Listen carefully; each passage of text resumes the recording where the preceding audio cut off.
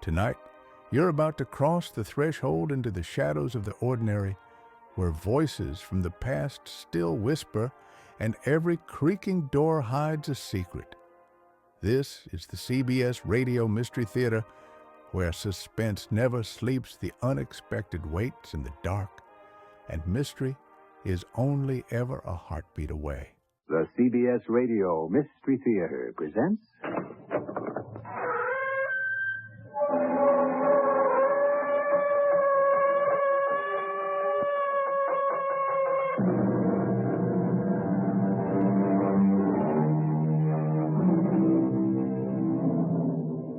Come in. Welcome.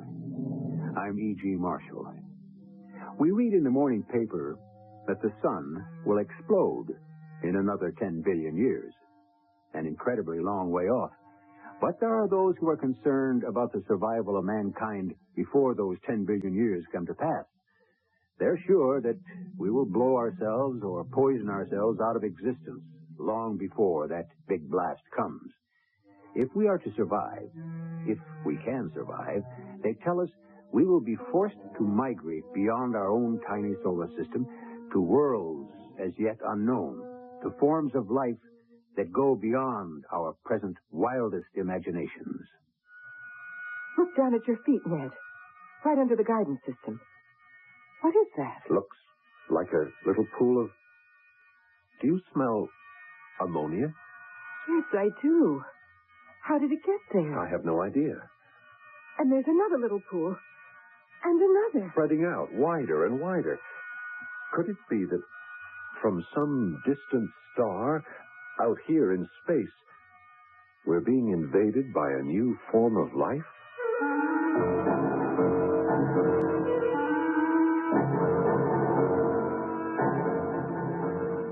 Our mystery drama, Ocean of Emptiness, was written especially for the Mystery Theater by Arnold Moss.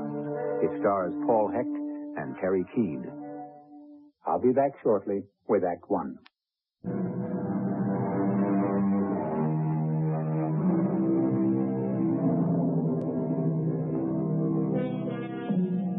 Knowledge is the basis from which man makes his leaps into the unknown. Incredible knowledge. In his attempts to discover the nature of the universe, man keeps making the kind of advances which sometimes simplify, sometimes complicate the process we call life. The time is a distant day in the future, 1995 to be exact. Two young Americans are tearing through space in the spaceship Hyperion, the first married couple to investigate some of the profoundest mysteries of the universe. They have tuned their radio receiver to ground control back on Earth. Ned and Chloe Miller gave their lives, trying to reveal what exists beyond the distant limits of our tiny, insignificant universe. Today, we memorialize the courage and the boldness of these two dedicated Americans, husband and wife, who set out into the darknesses of space, never to return.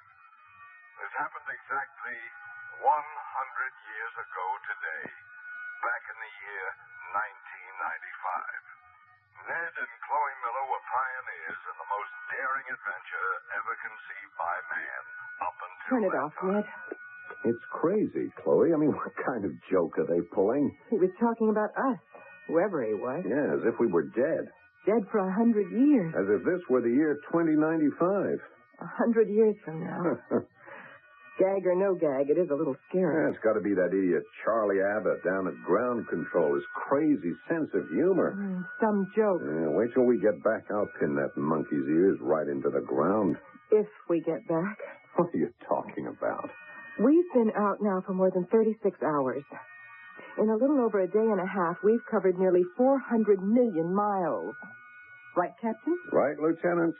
The reading says 389,986,000 miles from Earth. Well, what's your point, Chloe? Here we are, almost in orbit with the planet Jupiter. When we left the launching pad, we were traveling at 50,000 miles an hour. In almost no time, We're approaching the speed of light itself. Oh, it's one of the reasons we're here. 175,000 miles per second. Yeah, nearly 11 million miles an hour. So what? 10, 15 years ago, only a writer with a mad imagination would have thought this was possible. So? So, I'm terrified. That's what. Absolutely terrified. And that's why I want us to turn back. You know as well as I do we can't do that. Why can't we? For the first time in history, two people have been shot out into space where they're completely on their own. Except for our periodic reports back to ground control, we can go where we please, how we please, when we please. Big deal. I don't understand you. We are about to change the whole concept of the universe, maybe. Oh, Chloe, what's wrong with you? Not a thing. Look, we're piling up firsts, one right after the other. The first man and wife in space, the first humans to travel in the gravitational pull of other planets, the first manned flight to the last outposts of the solar system. I know, Ned. I can recite them all backwards. I am still afraid. Of what? I'm afraid for you and me. I'm just afraid for us. Oh, I don't get it. We know that as an object like this ship approaches the speed of light, the energy that's needed to move that object Increases. Head of the class, Chloe. High school physics, Einstein's theory, E equals mc squared. Then you tell me the rest. What's there to tell? As the energy increases, so does the mass of the moving object. And? Go on, finish it. If the speed of light were to be achieved, and we're getting about as close to that speed as we ever will, then what happens?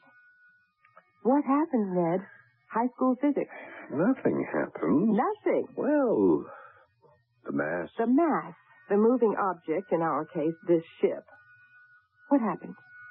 The mass becomes infinite, immeasurable. Which we both know is impossible. Right? Which is why we can never actually reach the speed of light, no matter how close to it we may come. But the closer we do get to it, the closer the possibility of destroying ourselves, of blowing ourselves into tiny little atoms of dust. And that's why I want to go back. You knew all that before we ever started out. Nobody forced you, you know. Now, if we turned back, we'd be thoroughly disgraced. But we'd be alive. Well, take a look at all those stars out there. Billions and billions of them, like so many tiny snowdrops or fireflies twinkling their little lights against a background of velvety black darkness. And just think, the light they're giving off, the light we are looking at, left those billions of stars millions and millions of years ago, and no human being has ever been closer to them than we are at this very moment. Breathtaking. The mystery of what we're looking at takes my breath away, too, but I want to look at them not from up here in space, but from the Earth once again, with my feet firmly planted on the ground. Oh, Captain, what do you say? What's that? We're on alert. What's going on? Nothing on the scanner. I don't see anything. Wait a minute, Ned. Look there, in the lower half of the third quadrant. That tiny speck. You're right. How far away is it? How does it read? It's directly on our course, headed straight for us. Unless we alter course, we'll collide smack into it. 0.5 minutes. In 30 seconds. What the devil can it be? I don't know. I'm taking evasive action. I'm veering us over to 0.15 degrees to port. Hold tight. It's coming right at us. Whatever it is, I've never seen it on any of the charts. Take a look at those huge tongues of blue and yellow flames lapping the sides of it. Like a huge fiery rock of some kind turning over and over on itself. I'll bet it's 20 miles across if it's an inch. Are we all right? I think so. Here it comes.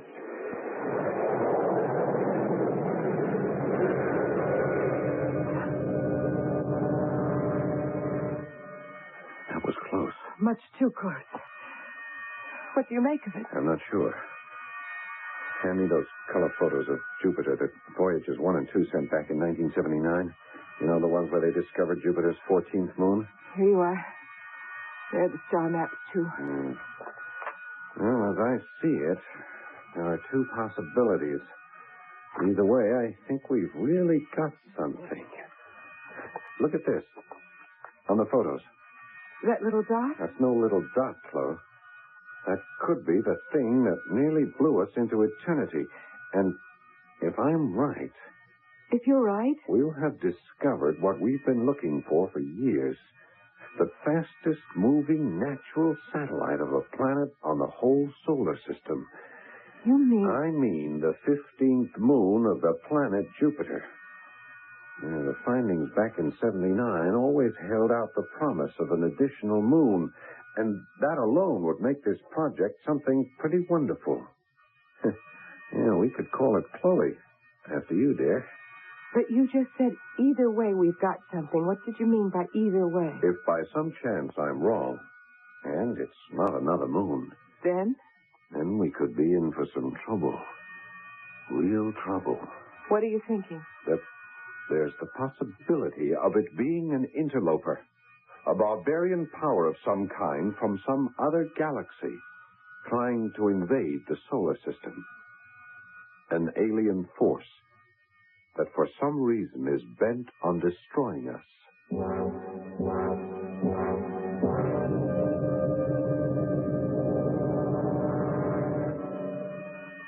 It's almost time for us to make our report to ground control, Chloe.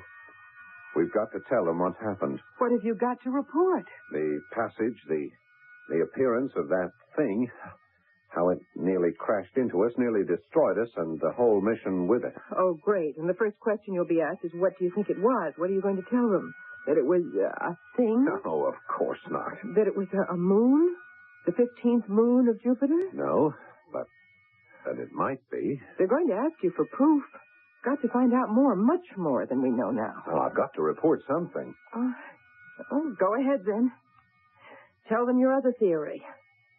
Tell them that it could be a weird ship of some kind from some crazy galactic system. Tell them it was probably propelled by some odd, misshapen little monsters looking desperately to immigrate from their tiny star 1 billion miles from Earth onto one of our sad little planets. Tell ground control that, Ned. They'll think you've gone completely mad. You may be right, Chloe. Well, you're the commander of the Hyperion, not I, Ned. It's your party. And it's your pretty neck. I vote to turn back to Earth immediately. Wait. Just 1 minute, Chloe. What's the composition of Jupiter's atmosphere? Do you remember? Of course. Hydrogen, helium, methane, ammonia, water. And so forth. Don't you see? See what? Almost the same components that were on Earth when life first emerged back there. You mean the thing that nearly jammed us could have taken off directly from the surface of Jupiter itself? Why not? That there might be some kind of life form on Jupiter? Exactly. But that's crazy. Nobody could breathe. Nothing could live in that kind of atmosphere. You couldn't. I couldn't. But isn't it conceivable that some other kind of being, a new and completely different form of life, could?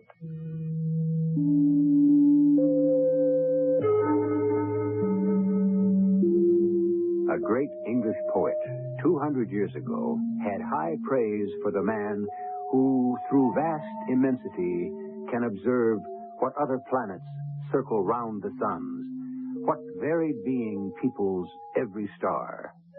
Ned Miller suspects that he may be such a man on the brink of throwing light on the age-old question, does some form of life exist outside the Earth itself?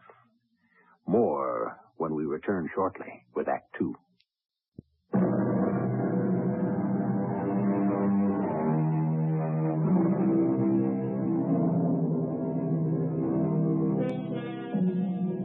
It's been said that the universe is full of magical things patiently waiting for our wits to grow sharp enough to discover them. Ned Miller is almost certain that he and his wife, Chloe, are on the sharp brink of human history, at the birth of a gigantic, mysterious adventure more important almost than anything the human mind has ever been capable of grasping. Don't do it, Ned. It could be dangerous. Don't try to stop me, Chloe. At this moment, we're orbiting Jupiter at a distance of less than 2 million miles. At our present speed, we could alter course and reach its surface in 10 minutes. Then what? Land on Jupiter? Not yet.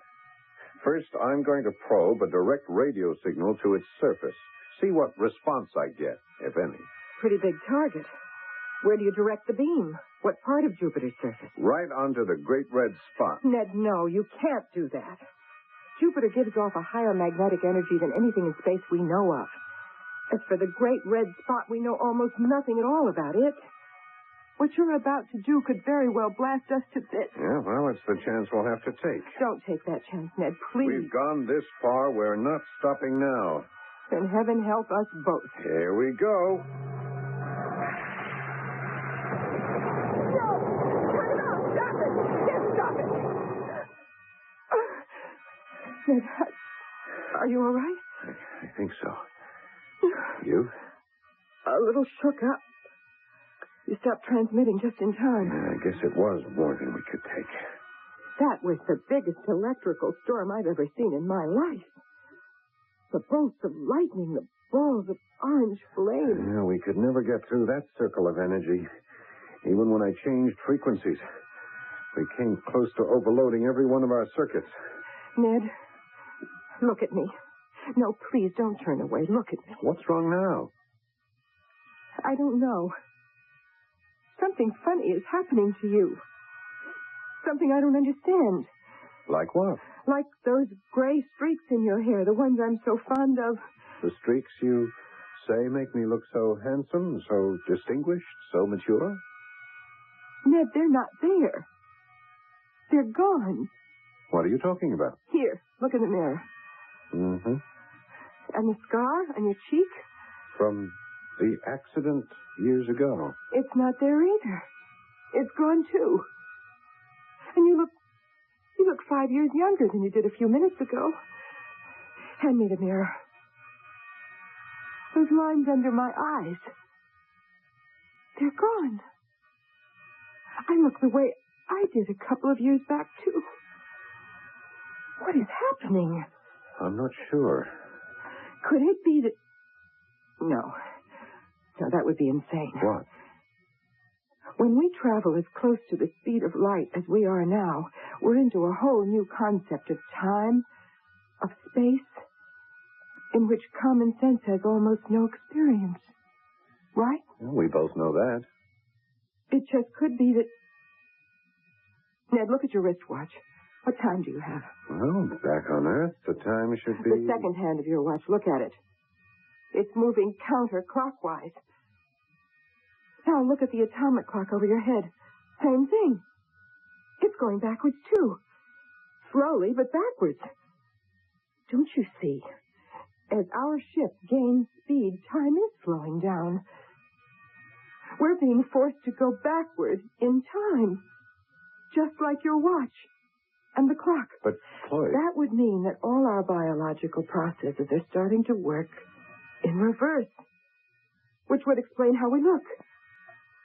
Ned, first we've got to slow down, and then you've got to turn this ship back to Earth right now, this very minute. Chloe, for the last time, I have no intention of turning back, no matter what the risk. What makes you so absolutely pig-headed? Because I know that the chemistry on Jupiter existed almost identically on our own planet long before the emergence of life. So what? I know, too, that millions of years ago, the Earth's first atmosphere, when it was exposed to the action of sunlight, produced more complex molecules, organic molecules of a very crude but elementary form of life. And? The possibility of that having happened, of happening on Jupiter, may be remote.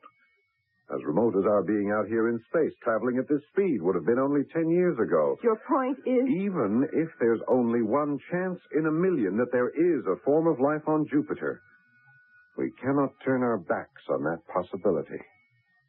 Is that it, Ned? That's it. Then get out of my way. What do you think you're doing? Don't try to stop me. I'm taking us back to Earth. Put down that laser gun, Chloe. Don't come near me, Ned. Because I will use this gun if you make me. You stay where you are. Drop that gun. Ned, you hit me. Don't you try anything like that again. Now, the first thing we do is report to ground control on Earth. Tell them what we've seen, what's been happening, and what we plan to do. And then? And then we're going to try to get through to Jupiter. We just tried, and you couldn't. We nearly got killed. The radio signal couldn't get through. That's not to say that we, the ship, couldn't. You mean you're going to stop circling Jupiter and try to get the ship past that fantastic magnetic field? We'll be vaporized into cinders. Remember that line in Shakespeare's Macbeth? I dare do all that may become a man who dares do more is none. Get ground control on the sensor.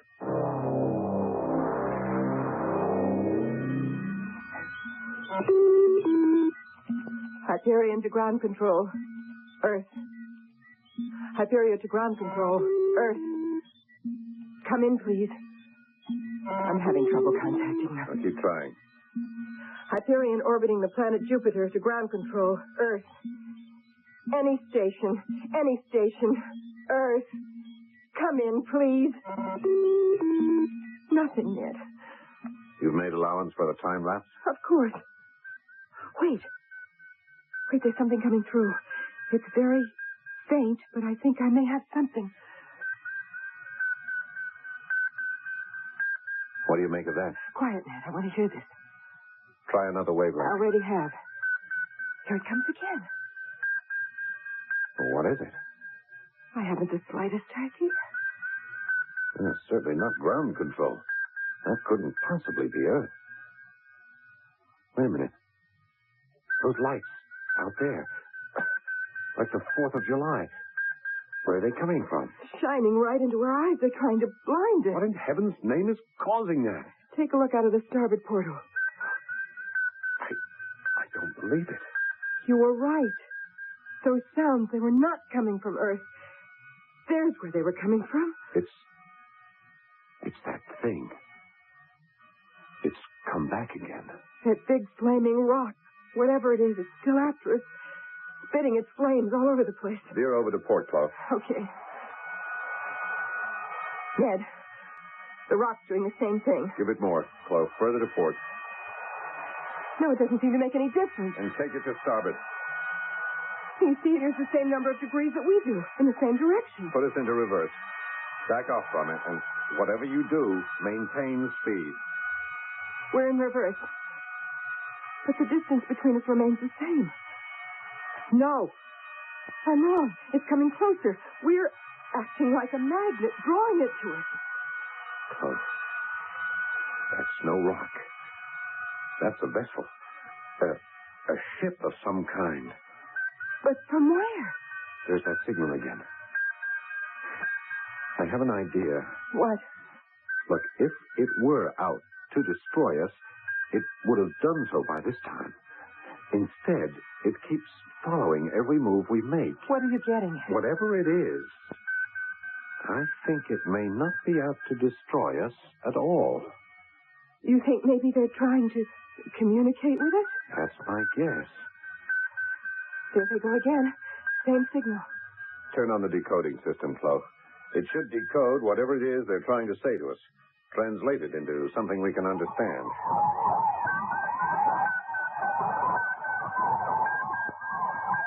What's happening? The decoder doesn't seem to work.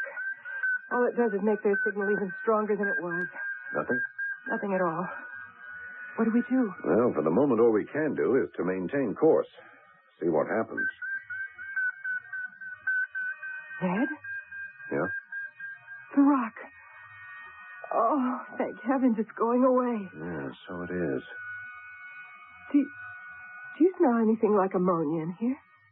Ammonia? I smell ammonia. So do I. Where would it be coming from? Look, down at your feet, Ned, right under the guidance system. What is that? Well, it looks like a little... It's a pool of liquid. It's growing larger. How did it get there? I've no idea. There's another little pool near the transmitter. Do we have any ammonia on board? Not that I know of. Do you suppose? Hey, there's another one behind you, over there, near the grid, spreading out wider and wider, all by itself. Ammonia is one of the ingredients of Jupiter's atmosphere. Could it be some sort of life form from Jupiter?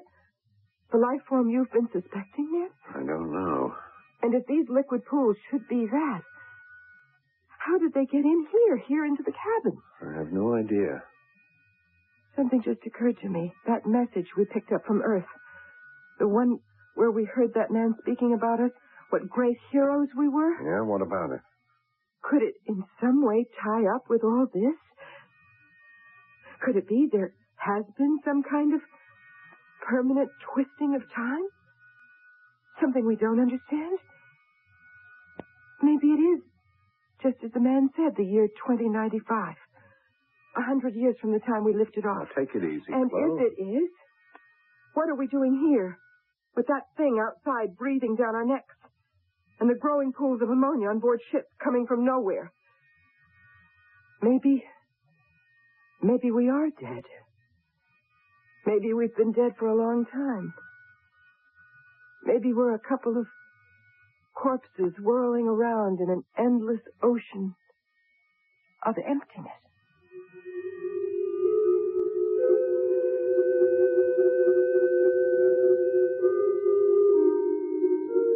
Where do ideas originate? Do they come from hard reasoning? Or do ideas come from those natural instincts we call intuition? And if they do come from intuition, is it true that the insight, the intuition of a woman is a lot more sensitive, more reliable than that of a man? If that's true, then Chloe Miller's fears that she and Ned may both indeed be dead, floating through endless space, should give us more than a moment's pause. Give to the college of your choice. A public service message of this station and the Advertising Council.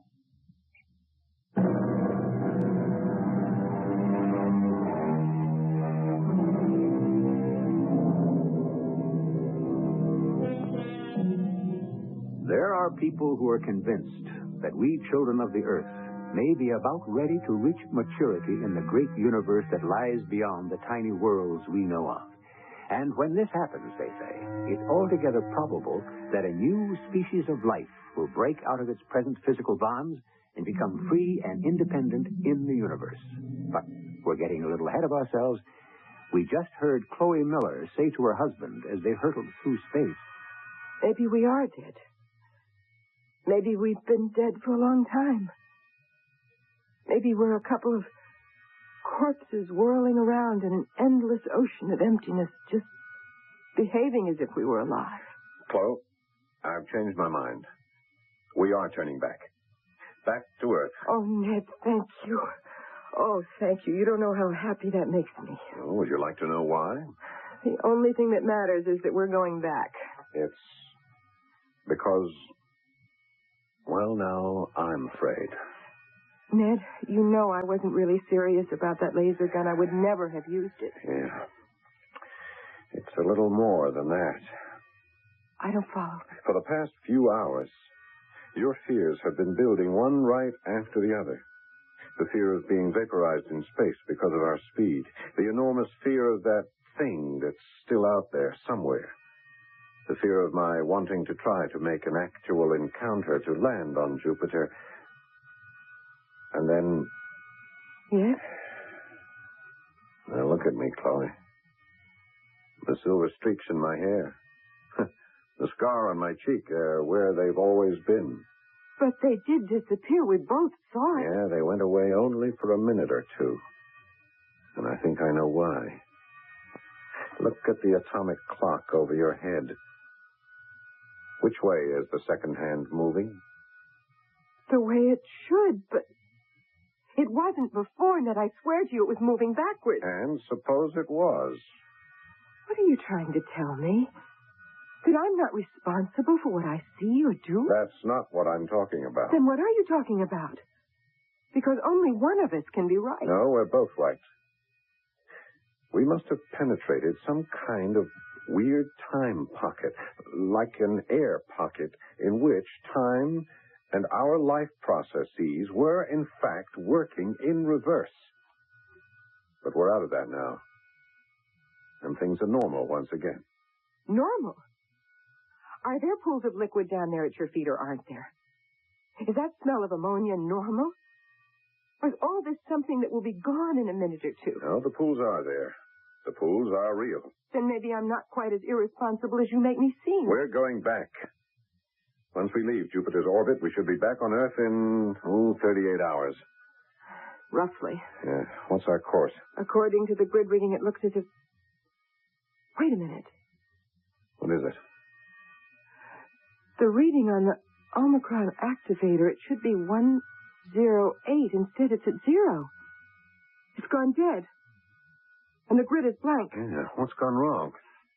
Ned, do you think that the pools of ammonia or whatever they are, do you think they might have done something to the ship's mechanism? Otherwise, there's no reason for this malfunction. Well, what could they have done? Keep your voice down. They may hear us. What? They may understand. What are you doing with that fire extinguisher? The liquid carbon dioxide in the extinguisher.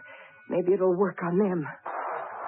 What in heaven's name? This carbon dioxide may at least neutralize those things that are spreading all over the cabin floor. There. Look at it, Ned. It's shrinking. Look, it's getting smaller and smaller. Now, this one over here. And there. Whoa. Hey, they're just about gone. Look, Ned. The grid is working again. And the Omicron activator is where it should be. Then they were causing the mechanism's malfunction. But how? The thing is, they're gone. Now, let's get this ship moving to where we want, to where we really belong. While we still can.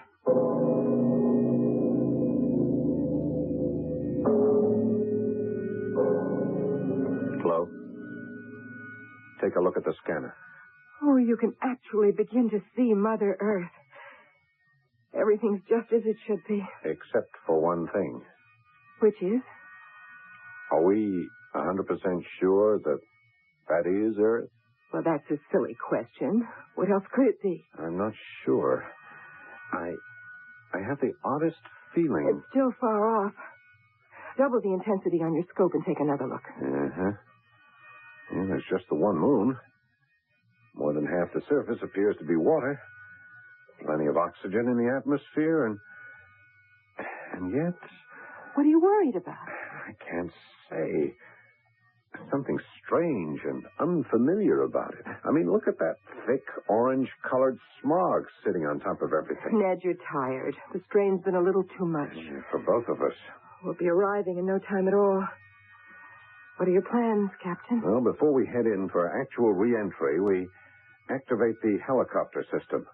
Then we can hover over it for a bit, take a careful look to see what we're getting on to when we land.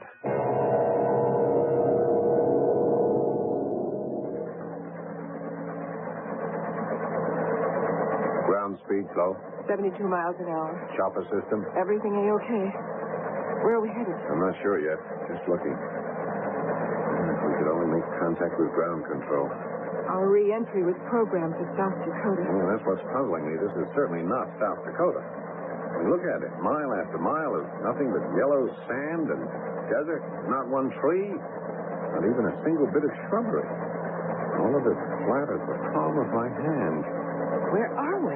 Your guess is as good as mine. Well, then keep going. After all, we have made it back to Earth. Ned?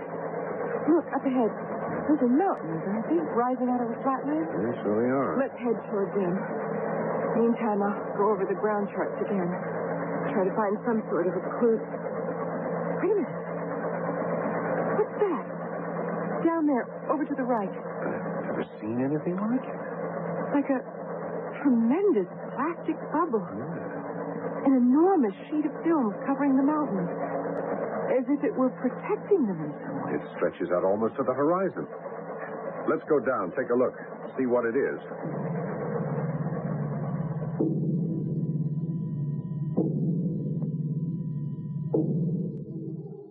There's got to be some way of getting inside this bubble. Wherever we go, it's sealed tight. No hint of an opening. Are we so sure that we want to get inside? Well, why not? Hey, how did that happen? It opened by itself. A panel of some kind. It just slid open. Do we go in? Follow me. The panel. It slid closed behind us. Ned! I don't believe it. Look. Look at all that lush green vegetation. And the flowers. Varieties and colors I've never seen before. Such fantastic shapes. Chloe, look up there. At the top of the mountain. Where? Straight up. How could I have missed them? That's Mount Rushmore. Hey, That's the head of George Washington carved into the rock. Isn't that Lincoln and Jefferson? And Teddy Roosevelt. The features are all worn away. We're in South Dakota, all right. No doubt of that. But how did Mount Rushmore? In fact, what are we doing under this plastic canopy that's over everything? Oh, there's something weird going on here. Oh, no. No, not that. That same signal. Ned, turn around. Hey, are those people coming down that path from those caves up there? There are 6 of them. What are they? They look like human beings, but they're all bald and their skin is like parchment. They all look alike. And they're so old. So terribly, terribly ancient. They walk as if they were asleep or dead. They've stopped. That one, do you see? He's coming from behind the others. He's coming closer to us. He's the only one who looks different from the rest of them. He has a big shock of white, uncombed hair. Be quiet. I think he's trying to say something to us. His lips are moving. Who are you? I'm Ned Miller. This is my wife, Chloe. How do you do? You look familiar. Have we ever met before? I think not. I hope you were not too alarmed by your journey here. You know where you are? Our point of re-entry was programmed for South Dakota. I am so sorry. This is not, how do you say it, South Dakota? You are welcome, my young friends, but you are strangers to us. Sir, exactly where are we and who are you? We are of a world you never knew, people you never dreamed of. May I ask, sir, who you are? The oldest of us all. How old are you? I cannot remember exactly. One year has become so little different from any other. Yes, well, that's not so for us. This year is especially important for my wife and me. Yes, 1995 is a year we're not apt to forget. 1995? Well, you are mistaken. This is not 1995. Oh, it has to be. We left the Earth only a couple of days ago. The present year, reckoned by the primitive calendar your people used more than 5,000 years ago, is 6998. 6,998. But how could that be? Oh, it is so simple. Your space vehicle, the one that brought you here, was traveling quite close to the speed of light. Not so? You know about that?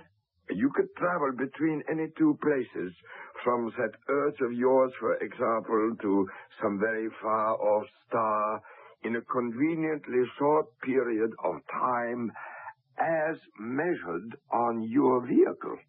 From the time of our takeoff, we've only been gone a little more than 2 days. Ah, but you forget. As time slowed down for you as a result of your fantastic speed, it kept going on for us. It kept going on Earth. What was 2 days for you was over 5,000 years for the rest of us. Exactly 5,003 Earth's years have gone by since you left the Earth. Chloe, if that's so, then that would explain the voice we heard minutes after our takeoff, where they spoke of the 100th anniversary of our leaving the Earth. They said it was 2095, remember? And spoke of us as if we'd been dead for 100 years. That was 2095. A long time ago, I know. I once visited your Earth for a moment or two in eternity. You keep saying your Earth, that Earth of yours.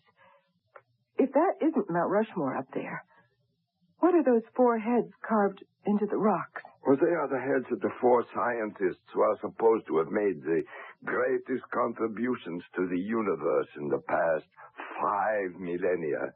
The features are almost worn away by the ravages of time. Then I ask again, who are you? And how did we get here? You are here because we wanted you here.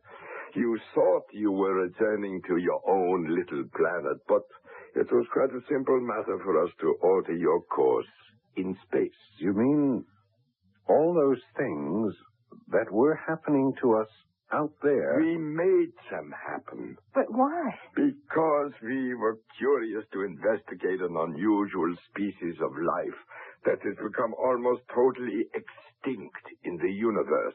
A species called the human race. You're talking about the two of us. Exactly. Sir, you must permit us to return to Earth. Return? There is no longer any Earth. Your people destroyed it. You fouled the world with air you could not breathe, with water you could not drink, with food that poisoned you. Some of you had the good sense to emigrate here. But then the same thing began to happen. So, we built this bubble, as you call it, as our protection against you. And you, sir? I have lived in many places, in different universes, at many, many different times. You see, I have almost learned the great secret of immortality, of life without ends. Now, you must excuse me, please. I have grown a little tired. Make yourselves comfortable. My friends will take care of all your wants. Sir, one last question. Yes. Just who are you? Your name? A simple mathematician and an amateur violinist. My name? Albert Einstein. Albert Einstein. Mr. Miller, Mrs. Miller, Ned, Chloe, I bid you both a very pleasant welcome.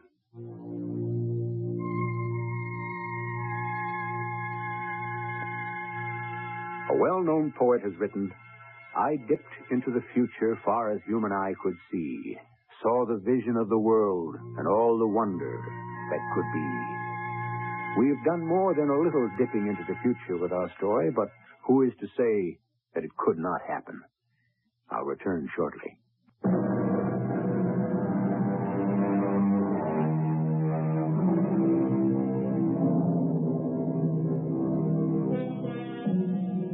Interesting footnote.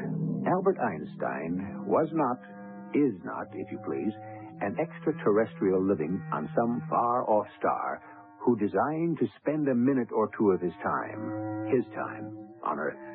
That, of course, is no more than a figment of our writer's imagination. But the element of an incredibly huge time warp, the tremendous difference between the time of an object traveling close to the speed of light and the time back on Earth, is not the product of a writer's fantasies, but absolute, proven, scientific fact. A fact which we owe to Dr. Albert Einstein. Our cast included Paul Hecht, Terry Keane, and Arnold Moss. The entire production was under the direction of Hyman Brown. Well, everybody, that's all for tonight's episode. If you would indulge me for just 1 minute, I'd like to ask you for your continued support of Randy's Old Time Radio shows. It takes time and resources to keep these classic programs alive, and that's where you can help. If you enjoy what I'm doing here, please consider making a small donation. Every bit goes right back into preserving and sharing these wonderful old broadcasts. Of course, even a like, a share, or subscription goes a long way, and for those of you who have already supported this channel, I can't thank you enough. Together, we're keeping these golden age voices alive for future generations to discover and enjoy. In the description below, you will find links to donate, or you can just scan the QR code you see on the screen.